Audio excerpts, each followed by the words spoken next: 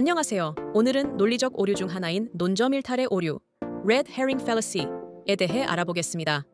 이 오류는 토론이나 논쟁에서 원래 논의해야 할 주제를 벗어나 전혀 다른 주제로 논점을 흐리게 만드는 것을 말합니다.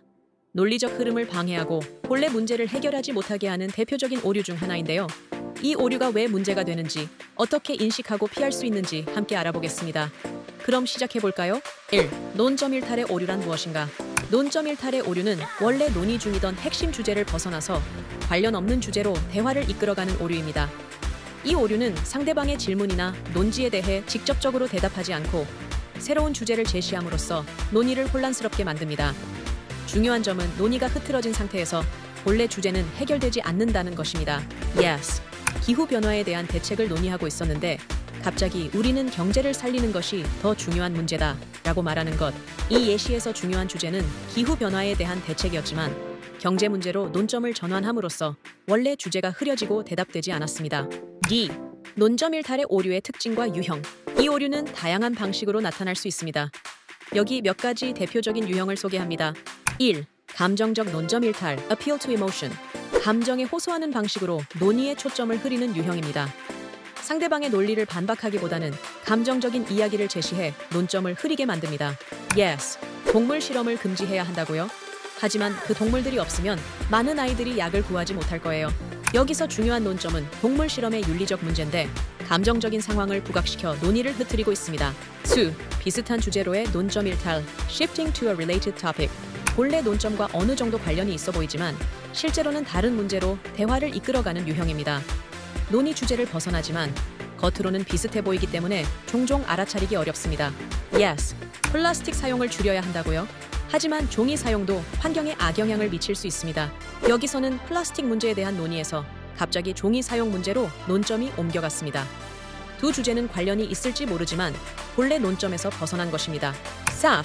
개인적인 문제로 논점을 흐리는 경우 Personal attack disguised as a red herring.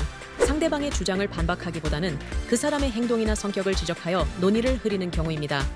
이는 인신공격 논리와도 유사한 면이 있지만 중요한 논점에서 벗어나기 위한 의도가 포함됩니다. Yes. 네오는 학교에서 공부를 잘 못하니까 이 경제 문제에 대해 말할 자격이 없어. 여기서 논의의 초점은 경제 문제인데 개인적인 이야기를 꺼내 논점을 흐리고 있습니다. 3. 논점 일탈의 오류가 왜 문제인가? 논점 일탈의 오류는 논리적 토론을 방해하고 문제를 해결하는 대신 다른 문제로 대화를 돌리기 때문에 본래 주제를 논의하는 데 실패하게 만듭니다. 이 오류는 상대방이 원래 주장을 검토하거나 반박할 기회를 빼앗아 논리적 대화를 제대로 진행할 수 없게 합니다. 또한 이 오류는 상대방이 중요한 문제에 대해 책임을 회피하거나 불편한 주제를 피하려는 의도로 사용되기도 합니다. 이는 논의의 진정성을 훼손하고 대화가 진전되지 않게 만듭니다.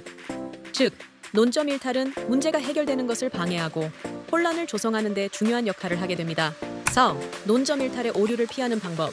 이 오류를 피하기 위해서는 본래 논의 중인 주제에 집중하고 논점이 벗어나지 않도록 주의를 기울이는 것이 중요합니다. 다음 몇 가지 팁을 기억하세요. 5. 본래 논점을 인식하고 유지하세요. 대화나 토론에서 항상 본래 논의 중이던 주제를 기억하고 논점이 벗어날 때 이를 다시 원래 주제로 돌리는 것이 중요합니다. 상대방이 논점을 흐릴 때는 우리가 논의 중인 주제는 원래 주제입니다 라고 다시 상기시킬 수 있습니다. G. 관련 주제를 구분하세요. 때로는 관련 주제를 함께 논의하고 싶을 때가 있습니다. 그러나 이때는 본래 주제와 새로 제시된 주제를 명확히 구분하고 두 가지 주제를 모두 따로 다루도록 하세요. 한 주제를 무시한 채 새로운 주제로 넘어가는 것은 논점 일탈을 일으킬 수 있습니다. 3. 감정에 휘둘리지 않도록 하세요. 감정적인 논의는 중요한 주제를 흐리게 만들 수 있습니다. 감정이 개입되더라도 논리적으로 대화를 이어가기 위해 원래 주제를 기억하고 논리적인 반박을 유지하는 것이 중요합니다. 5. 논점 일탈 오류의 일상적인 예시. 이 오류는 일상 대화나 정치적 토론, 심지어는 광고에서도 자주 발견됩니다.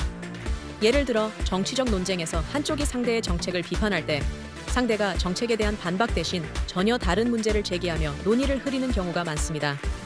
또는 광고에서 제품의 성능을 논하기보다는 유명인이나 감정적인 이야기를 내세워 주의를 돌리는 방식도 논점 일탈의 오류로 볼 수 있습니다. 이제 우리는 논점 일탈 오류가 무엇인지, 왜 중요한 논의를 방해하는지 이해하게 되었습니다. 앞으로 토론에서 이 오류를 피하고 논리적인 대화를 유지하는 것이 중요하겠죠? 오늘 배운 내용이 여러분의 논리적 사고와 토론 기술을 향상시키는 데 도움이 되었기를 바랍니다. 영상이 유익하셨다면 좋아요와 구독 부탁드립니다. 감사합니다.